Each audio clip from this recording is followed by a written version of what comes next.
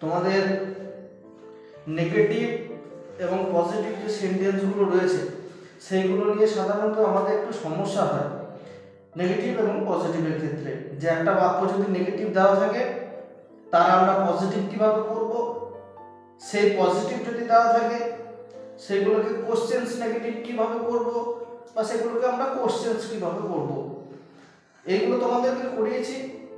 আর একবার তোমাদের কিন্তু ভালোভাবে কিন্তু আমি করিয়ে দিচ্ছি। তোমাদের অনেকের সমস্যা রয়েছে, আমি ভিডিও করছি সেই কারণে, বিশেষ করে তোমাদেরকে যেহেতু পড়াচ্ছি এবং তোমাদের এই একই আমি যেরকম ইতিহাস পড়াতে পড়াতে বললাম যে ভিডিওগুলো যদি থেকে যায় পরবর্তীকালে কিন্তু আমরা এই ভিডিওগুলো এখন তো করছি অফলাইনে, এর পরবর্তীকালে আমরা অনলাইনে ভিডিওর মধ্যে থেকে কিন্তু আর একবার দেখে নিতে পারবো। যে পড়াটা হলো আর একবার যখন হয়তো জায়গাগুলো ভুলে যাব তাহলে সেগুলো কিন্তু আমরা কি করতে পারবো, আর একবার রিকল করতে পারবো, মনে রাখবো। বেশ, তাহলে আমি একটা ভাগ করে দিচ্ছি। প্রথমেই দেখবে, হ্যাঁ আরেকটা কথা বলে রাখি, আমি একবার লিখবো, লেখা হয়ে যাওয়ার পর ভালো করে বুঝবে, তারপরে লিখবে। লেখার জন্য আমি সময় দেবো। আমি যখন বোঝাবো তখন মোটেও লিখবে না। কেননা যখন বোঝাবো তখন যদি লেখার দিকে মন থাকে তাহলে জায়গাটা বুঝতে পারবে না। আগে আমি যেগুলো বোঝাচ্ছি বুঝে নাও, বুঝে নেওয়ার পর লিখবে। প্রথমে দেখো, আমি একটা পজিটিভ লিখছি।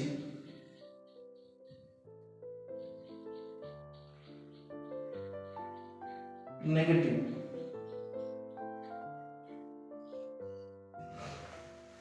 Positive, negative.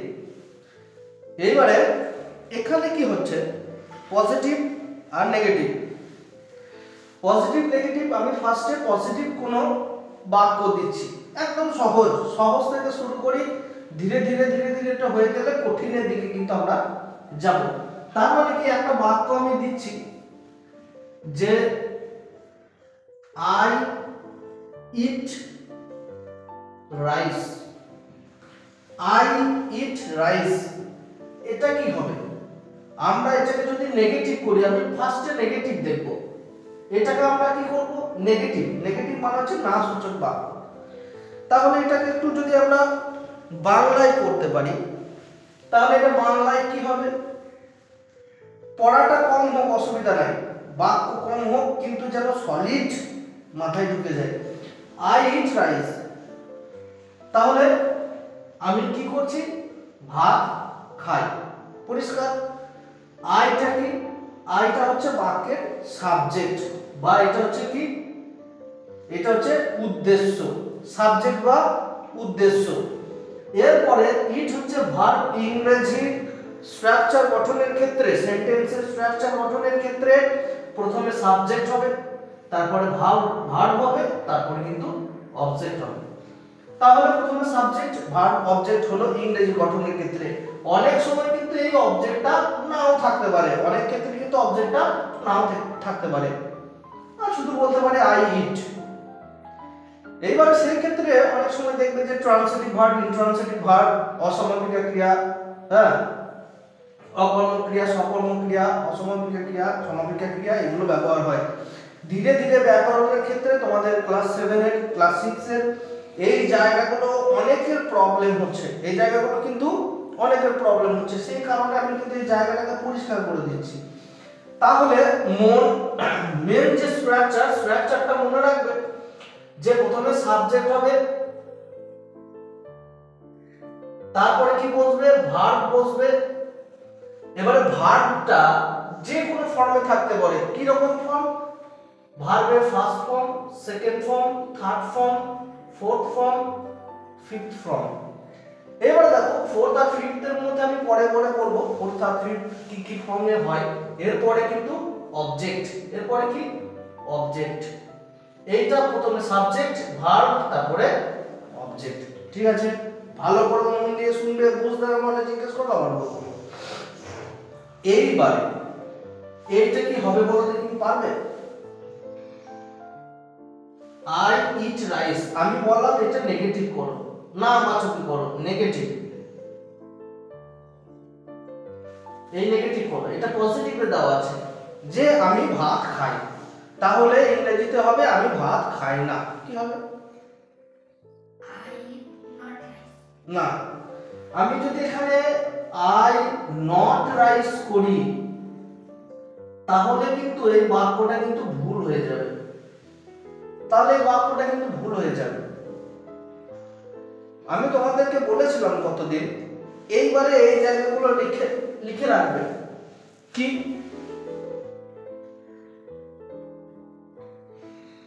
অপারেটর, তো অপারেটর বলে একটা জায়গা থাকে। যেমন আমি তোমাদেরকে বলেছিলাম, যদি বাক্যের মধ্যে আমি আর একটা বাক্য দিয়ে দিচ্ছি, 2 নাম্বার যদি আমি আর একটা বাক্য লিখি যে I am a boy, I am a boy, এইটা নেগেটিভ কি হবে? এইটা নেগেটিভ কি হবে? নিয়ে আমি দুটোকে নিয়ে বোঝাচ্ছি। I am a boy, এখানে দেখো মাঝখানে একটা am দেওয়া রয়েছে, তাহলে এখানে আমি যদি নেগেটিভ করি যে আমি একটা ছেলে বা আমি হয় একজন ছেলে, তাহলে এই যে ইংরেজিতে নেগেটিভ কি হবে? না বাচকে কি হবে? এটাতে হ্যাঁ বাচক দেওয়া রয়েছে, নট বসবে, তাহলে কি হবে? I am not a boy, not a boy, তাই তো? এরকম হবে তো? কিন্তু I not rice এটা হবে না, তাহলে এখানে কি হবে? কি লিখতে পারি?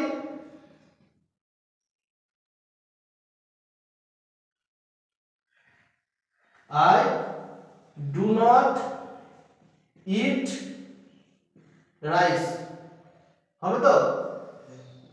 এইটা ঠিক হবে। কেন ঠিক হবে? আর এখানে কিন্তু ডু নট ব্যবহার করলাম না। তুমি বললে যে কি ব্যাপার দাদা, এখানে ডু নট ব্যবহার করলে এখানে কিন্তু শুধু এম এর পর নট লাগিয়ে দিলে কেন? এখানে কিন্তু আমি ডু হতে পারতো, লাগালে না কেন ডু? এইখানটাতেই আমাদের কিন্তু সমস্যা হয়, অনেকের সমস্যা হয়। কোথায় ডু বসাবো, কোথায় ডাজ বসাবো, কোথায় ডিড বসাবো, এই জায়গাগুলোই কিন্তু এবার আমি ধীরে ধীরে আসবো। ঠিক আছে, ভালো করে মন দিয়ে শুনবে শুধুমাত্র। দেখো আমি আগেও হয়তো তোমাদেরকে বলেছি, যারা আমার কাছে পড়ছো তাদেরকে আমি কি বলেছিলাম, যে মন দিয়ে ভালো করে শুনবে যে সাবজেক্টের পর, আমি যখন বললাম যে সাবজেক্টের পর প্রথমে বাক্যটাকে দেখবে কোনটা সাবজেক্ট, কোনটা ভার্ব, কোনটা অবজেক্ট, এটা কিন্তু আমাদের অক্সিলারি ভার্ব। এবার এই ক্ষেত্রে কি হয় যে সব ক্ষেত্রেই এই নিয়ম মেনে মেনে করতে হবে তার কোনো মানে নয়। কেন বলছি তোমাদের, প্রথমে এই জিনিসগুলো একবার দেখে নেবে। প্রথমে আমরা স্ট্রাকচারাল জায়গাগুলো একবার দেখে নিলাম, এরপরে যখন আমরা বড় হব, ধীরে ধীরে আরো ইংরেজি করবো, আরো করবো না, তখন আমরা পারদর্শী হয়ে যাবো। তখন আমাদের সাবজেক্ট ভার্ব অবজেক্ট দেখা দরকার নেই, চোখ পড়লেই আমরা বুঝতে পারবো কোনটা সাবজেক্ট, কোনটা ভার্ব, কোনটা অবজেক্ট। এত আমাদের খোঁজাখুঁজির দরকার নাই, এত আমাদের বোঝারও কিন্তু দরকার নাই। এইবার আমরা প্রথমে কি দেখব, যখনই দেখতে পাবো যে আমাদের এই বাক্যের মধ্যে কি কি ব্যবহার থাকবে, ধরো এম থাকলো, ইজ থাকলো, আর থাকলো, কোথাও থাকলো হ্যাভ থাকলো, কোথাও হ্যাজ থাকলো, কোথাও বা যদি কোনো মডেলস থাকে যেমন শুড, কুড,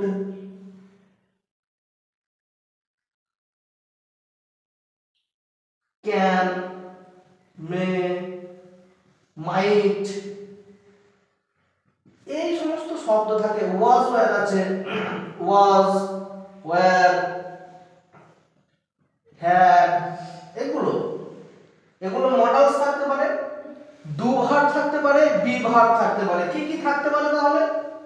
যদি সাবজেক্টের পর কি থাকে, সাবজেক্টের এর পর যদি বি ভার্ব থাকে, বি ভার্ব কোনগুলো?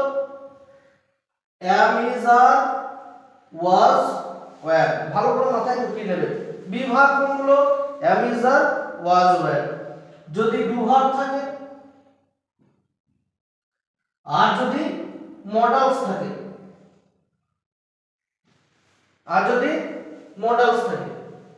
এবার দেখো এই ক্ষেত্রে কি হবে, ভালো করে মন দিয়ে শিখবো আমরা। মডেলস গুলো পরে শিখবো, কিন্তু মোটামুটি একটু জাস্ট চিনে রাখবো।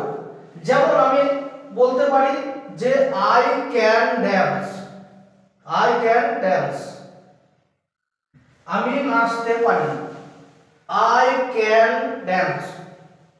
এইবারে যদি আমি কি বলি যে আমি নাচতে পারি না, আমি খেতে পারি, আই ক্যান ইট, আমি খেতে পারি না। এইবারে আমি কি বললাম, যদি এইগুলো থাকে আবার হ্যাভ ভার্ব আছে, আর একটা কি আছে হ্যাভ ভার্ব, আর ভাগ আছে, পরে পরে রেগুলার ভার্ব পড়াবো, ইরেগুলার ভার্ব পড়াবো, অনেক জায়গা আছে, ধীরে ধীরে আমরা পরপর শিখবো। তার মানে দেখো আই ক্যান ড্যান্স রয়েছে, আমি এখানে দেখো এই ঘরের মধ্যে মোটামুটি লিখলাম, এর মধ্যে দেখো ক্যান এখানে দেওয়া রয়েছে। তার মানে যদি আমাদের be verb, do verb, have verb এই জায়গাগুলো সাবজেক্টের পরে বসছে, তার মানে কি আমাকে তারপরে কি লাগাতে হবে, নট লাগালেই হবে। তারপরে আমাদের নট লাগালেই হবে, কার ক্ষেত্রে, নেগেটিভ করার ক্ষেত্রে। কি ক্ষেত্রে, নেগেটিভ, যখন নামবাচক করব, যে আমি নাচতে পারি, আমি যদি বলি আমি নাচতে পারি না, তখনই একবার দেখে নেবে এইগুলোর মধ্যে আছে নাকি be verb, do verb, have verb. এখানে দেখতে পেলে যে না, এখানে অপারেটর এখানে তোমার মডালস রয়েছে, তাহলে এর পরে নট লাগিয়ে দাও। তার উত্তর কি হবে, আই ক্যান নট ড্যান্স। এইবারে দেখো আমি আবার ক্যান নটটাকে আরো ছোট করে লিখতে পারি, তাই তো আমরা এগুলো শিখবো, আমরা এগুলো শিখবো। তাহলে কি হলো, আই ক্যান নট ড্যান্স, আমি নাচতে পারি না। এরপরে এখানে আমি আই ক্যান ইট, আই কি হবে, ক্যান নট ইট, হলো, মাথায় ঢুকলো। এই জিনিসগুলোই কিন্তু মেনলি ঠিক আছে রয়েছে, বেশ। তাহলে এটা মাথায় ঢুকলো, আমি এটা মুছে দিচ্ছি।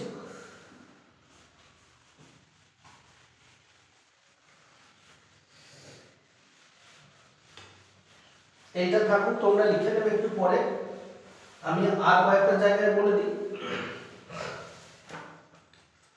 তাহলে তো এত কিছু করলাম, তামঝাম এত কিছু করলাম। এরপরে আর একটা জায়গা রয়েছে,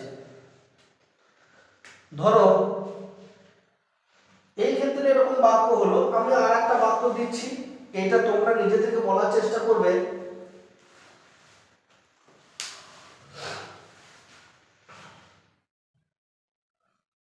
I write a letter, I write a letter, আমি একটি চিঠি লিখি। তাহলে এটা কি হবে বলো দেখি, ভালো করে মন দিয়ে দেখবে, এইগুলোর মধ্যে সাবজেক্টের পরে এই জায়গায় রয়েছে নাকি। যদি যখনই দেখবে যে সাবজেক্টের পরে একদম মেন ভার্ব দেওয়া রয়েছে, মেন ভার্ব মানে রাইট, কোনো অক্সিলারি ভার্ব নেই এখানে, তাহলে এই ক্ষেত্রে কিন্তু আমাদেরকে কি নিয়ে আসতে হবে, ডু, না হলে ডাজ, না হলে ডিড। এইবারে তোমাদের প্রশ্ন থাকবে যে তাহলে ডু, ডিড, ডাজ তিনটা আলাদা কেন, বলি কেন আলাদা। দেখো ডিডটা আমি পেছন থেকে বলছি, ডিডটা কেন আলাদা, ডিডটা যখনই দেখবে, ডিডটা কখন বসবে, যখন ভার্বের পাস্ট ফর্ম দেওয়া থাকবে, ভার্বের পাস্ট ফর্ম দেওয়া থাকবে। তাহলে ভার্বের পাস্ট ফর্ম কি, তাহলে এটা কি থাকতো, পাস্ট ফর্ম। আমি দেখো এখানে লিখেছি পাঁচটা form, V1, V2, V3, V4, V5। এই 4, 5 নিয়ে আমি আপাতত আলোচনা করছি না, পরবর্তীকালে আলোচনা করব। ভার্বের তিনটে ফর্ম আমি আলোচনা করছি। তাহলে রাইটেরই আমি তিনটে ফর্ম করি, ছোট ছোট জায়গাগুলো কিন্তু এখানে আসবে। রাইট আমি আবার মুছে দেবো, রোট, রিটেন, রাইট, রোট, রিটেন। তাহলে এখানে আমি কি বলেছিলাম, ফার্স্ট ফর্ম হচ্ছে present, past, past participle, present, past, past participle, ঠিক আছে। এই পাস ফর্মটা যদি দেওয়া থাকতো, এখানে রোড যদি দেওয়া থাকতো, তখন কিন্তু আমাদেরকে এই ডিড যা কিন্তু নিয়ে আসতে হতো। কি বললাম, যদি পাস ফর্ম ভার্বে দেওয়া থাকে তাহলে আমাদের কিন্তু ডিড প্রশ্ন করার ক্ষেত্রে নিয়ে আসতে হবে, বা আমরা যদি পজিটিভের ক্ষেত্রে লাগে তখন কিন্তু আমাদের নিয়ে আসতে হবে, যদি না কোনো এখানে অপারেটর থাকে। এইগুলোকে আমরা একসঙ্গে কি বলছি, অপারেটর। এইগুলোকে একসঙ্গে আমরা কি বলছি, অপারেটর, কেননা এরা বাক্যটাকে অপারেট করে।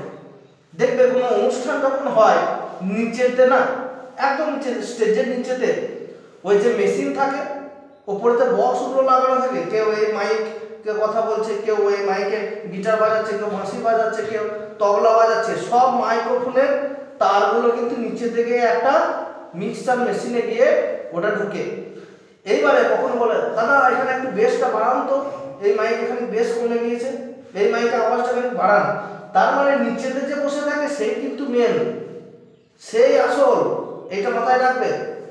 কেননা সে যদি মাইকগুলোর আওয়াজটা কোথাও কমিয়ে দেয়, কোথাও বাড়িয়ে দিল, কোথাও বেস বাড়িয়ে দিল, কোথাও বেস কমিয়ে দিল, শুনতে ভালো লাগবে না। তার মানে এই জায়গাও সেরকম অপারেটরগুলো প্রত্যেকটা বাক্যকে কি করছে, কোন জায়গায় কি হবে না হবে সমস্ত জিনিসটা। এবারে যদি অপারেটর নাই থাকলো তখন আমাকে বাইরে থেকে একটাকে নিয়ে আসতে হয়। সেই বাইরে থেকে নিয়ে আসাটাকে কি ডু, ডাজ আর ডিড আমাদেরকে নিয়ে আসতে হবে। মানে ওই মেশিনের কাছে একজনকে বসাতেই হবে আমাকে, বুঝতে পেরেছো? না হলে কিন্তু প্রোগ্রামটা খারাপ হয়ে যাবে, এই প্রোগ্রামটাও সেরকম খারাপ হয়ে যাবে যদি আমরা বাইরে থেকে এই অপারেটর না থাকা সত্ত্বেও যদি কিছু না নিয়ে আসি। এইরকম অবস্থা হবে, আই নট রাইস। এইটা কিন্তু অনেকের কনফিউশন থাকে, সমস্যাটা আমি সমাধান করে দিচ্ছি। এইটা কিন্তু তোমরা এই জায়গায় করার পরও আবার বাইরে থেকে ভিডিওটা দেখে নেবে, পরবর্তীকালে যখন ফাঁকা টাইম থাকবে, যখন মনে হবে যে না বুঝতে পারছি না আর একবার এই জিনিসটা দেখতে হবে, তখন দেখে নেবে। ফলে কি হচ্ছে, তোমাদের কিন্তু এখানে থেকে গেল, তোমাদের এটা সারা জীবন থেকে যাবে। তোমরা যেদিন মনে হবে ক্লাসটা দেখবো সেদিনে দেখে নিতে পারো, এইটাই একটা সুবিধা হচ্ছে, বুঝতে পারছো? তাহলে এখানে কিন্তু আমাদের এই পাস্ট ফর্ম নয় প্রেজেন্ট ফর্মে দেওয়া রয়েছে, তার মানে আমাদের এই ডিডটার কোনো প্রয়োজন এই বাক্যের ক্ষেত্রে আর রয়েছে নাই। তাহলে ডু আর ডাজের প্রয়োজন রয়েছে। তাহলে ডু আর ডাজের মধ্যে কোনটা হবে?